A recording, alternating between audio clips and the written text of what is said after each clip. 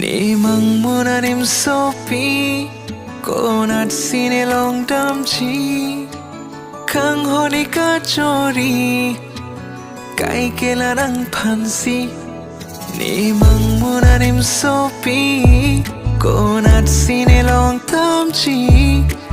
kang honi ka chori kai kela nang phansi Sing a circuit panong nang phan Luti che lora pra ba ba Nang ching hon ji bua nang phan Sing a bin buan wang tha nang Sing a circuit panong nang phan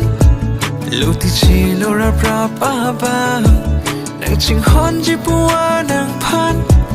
Sing a bin buan wang tha nang Bon ta ni chu hai nang phan Ni kai ka bo che ji ala Bon ta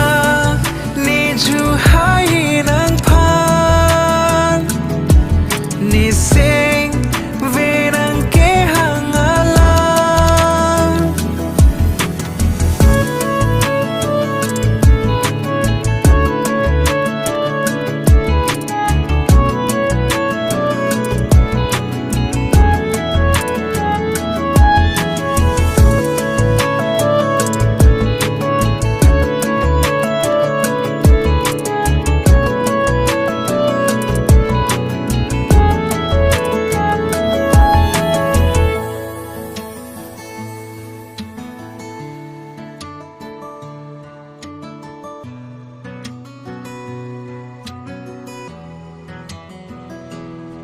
Ni sar tiang den pensi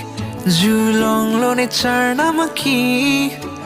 Nang lo tha ne rindi Ni mang muna nim sopi Sen su anang kang chang pi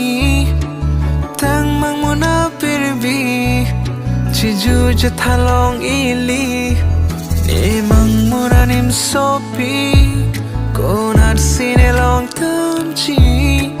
Kang hone ka chori Kai kela nang phansi Bon ta ni ju hai